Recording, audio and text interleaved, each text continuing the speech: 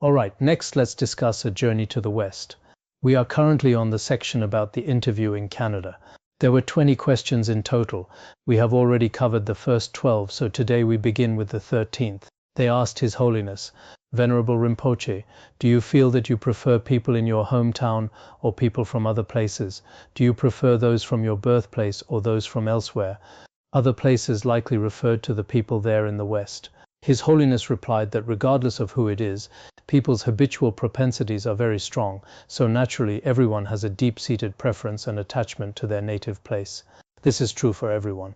His Holiness didn't simply say, I love my hometown. He noted that anyone can be biased toward their home. People's habitual propensities are very strong. This is the logic. My own family members, including my siblings, all live in the land of Tibet, which implies his natural affection for his homeland. But when I went to the United States, although I was not there for very long, I found that Americans too are kind and pure in heart. In particular, they showed tremendous concern for me. So I was happy to be with them, and the feeling toward them is similar to what I have for those from my hometown. That was his answer. I'm not sure how you feel about this, but while His Holiness's answers are concise, they are beyond reproach. His responses are complete, yet they contain profound truths. There is a logic within them that we usually wouldn't think of, a very deep wisdom embedded right there. That was his answer. Then they asked the 14th question. I feel people here are not very optimistic and enthusiastic. What do you make of it? They were referring to that specific location, perhaps Canada at the time, or Westerners in general. They felt people weren't optimistic or warm. Indeed, Westerners often appear different from Easterners. They don't usually wail, shout, or show extreme gratitude outwardly. They are quite rational. Sometimes when we Easterners are crying, they look on with a very puzzled expression. When we travel, we see devotees who are so filled with gratitude that their tears keep flowing, while many Westerners watch them with very strange looks. They look on with very strange expressions. His Holiness replied, no one can say with certainty that one group is more optimistic than another. Take my family, for example. Our mental and physical states may vary depending on whether or not we are sick. Sometimes we feel happy and sometimes we feel sad. In this world, no one can be called the happiest nor the most miserable. His Holiness mentioned, for instance, Ani Medron and Lama Mumtso. Regarding their family, sometimes they are happy when in good health, and other times when health is poor, they don't feel as good. In fact, when we were traveling, there were indeed very joyful times, but also times of poor health, as we'll discuss later. It was quite difficult. In the land of Tibet too, there are those who are very optimistic and also those who are overly pessimistic. The same holds true for the West, that every individual has a different mentality. This is very accurate. Thus it is hard to say who are more optimistic, Westerners or Tibetans, just as it is difficult to tell who is happier, Sangye or Jigme. One cannot generalize. Some say the West is very happy, and Easterners, believing this, flock to the West. Meanwhile, Westerners feel that going to the land of Tibet or similar places is the way to go. In Chengdu, people from the city spend their free time heading up to Larungar, yet some of our Khenmos and Lamas at Larungar, when they have a break, head down to Wuhu Temple or go shopping in Chengdu, thinking, wow, this is so comfortable. As I mentioned in Recollection of the Time Gone By, one cannot be entirely optimistic or entirely pessimistic. There is a deeper meaning here. It's not necessarily that the people here aren't enthusiastic, they just have their own way of showing it. Question 15. What is your perspective on North Americans dedicating a significant amount of time to exercise for the sake of health? His Holiness said, people of all countries are similar, and they attach great importance to regular exercising with the hope to experience fewer diseases.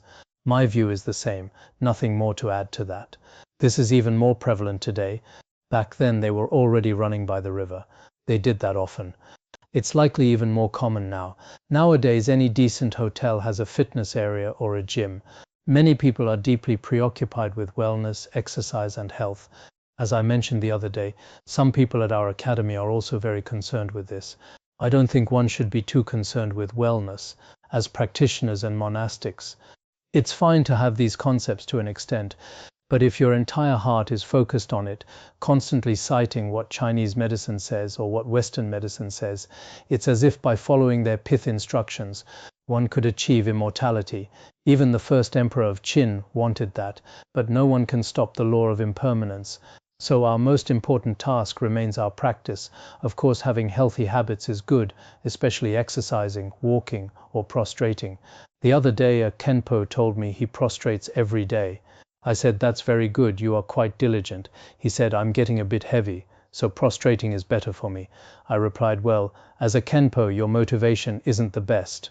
It should be for purifying karmic obscurations." He said, "Of course, that's part of it too," but his first thought was prostrating, because he was overweight.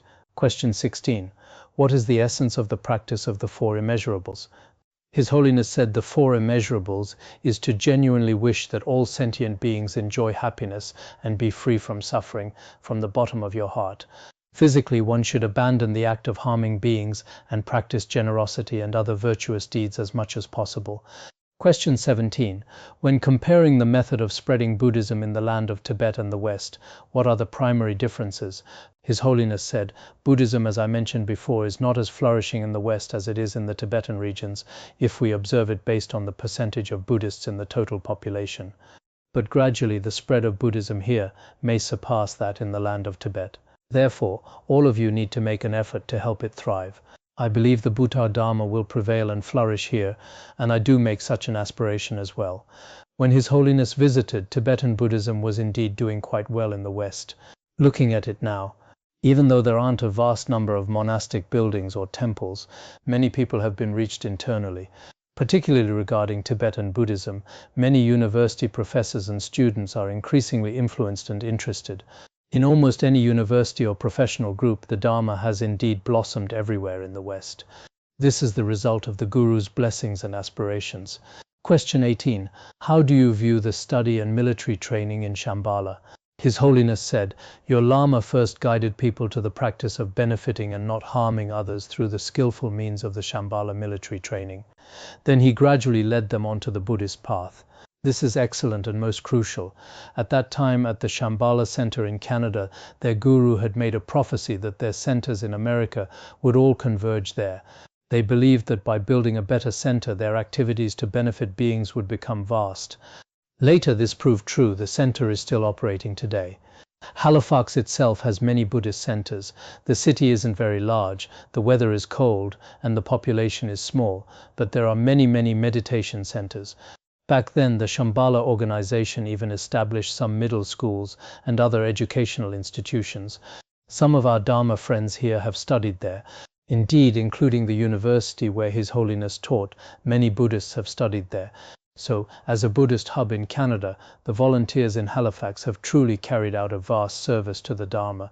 I have a few places I'd really like to visit in my lifetime. One is the places in Canada where His Holiness visited. Another is Bhutan, and others like Nepal, India, and so on. But with this limited life, I don't know how many I can reach. If I don't make it, that's fine too. If one has already traveled there in the world of the mind, that is enough. There is no regret. Question 19. Do you ever get depressed or feel anxious? Do you have any methods for dealing with those feelings that you can share with us? Since you are a great Dharma king, do you ever feel this way? Westerners often ask these types of probing questions on purpose. They ask various types of pointed questions. Do you have anxiety? Do you ever have bad moods? As a guru and a Dharma king, do you ever feel down? And if you do, what methods do you use to correct that negative state of mind? His Holiness replied, whether I am happy or sad, I only pray to the Guru and the three jewels in my daily life. Besides that, I don't make effort to apply or implement other methods. His Holiness didn't say directly. He simply said that regardless whether it's a bad mood, sadness, or joy, the only method he uses, and the one you can use too, is praying to the Guru and the three jewels. Remember when we first arrived in the US, they asked, how did you manage during those turbulent years? His Holiness also said then, my only method was praying to the Guru and the three jewels. So each of us, as Buddhists and followers of His Holiness's lineage, should reflect on this. When we face various situations, do we first pray to the Guru and the three jewels? For instance, if your health is failing, if you receive a critical notice from the hospital, if things aren't going well at home, or if your career is struggling, at that moment, pray first to the Guru and the three jewels. Even if His Holiness felt a bit down, he would pray to the Guru and the three jewels. Beyond that, he had nothing else. He didn't put effort into anything else. We should think in this way. The 20th question, what is your connection to Gyalwa Rinpoche and how would you describe it? His Holiness said, the previous Gyalwa Rinpoche and my predecessor, Terton Lerab Lingpa, had a very close relationship as teacher and disciple. This was the primary reason. Many elder masters of Tibetan Buddhism have had similar shared histories. In 1990, when I journeyed to India, I met Rinpoche, and he received me warmly with great kindness. At that time, His Holiness also really wanted to meet Dilgo Khyentse Rinpoche and Dujom Rinpoche, but Dujom Rinpoche had already passed away. However, back then he met Penor Rinpoche, Dilgo Khyentse Rinpoche, at a different time, and Trulshik Rinpoche from Nepal. The latter passed away later, but was there then. He also met several great masters of the Gelug school. While in Bhutan, he met many great masters as well. By now, most of them have passed away. In any case, his answers to these questions were roughly as follows. I see the time. Shall we continue or stop here? Let's stop here for today. The next section is His Holiness Falls Ill. We'll save that for the next class. That's all for today.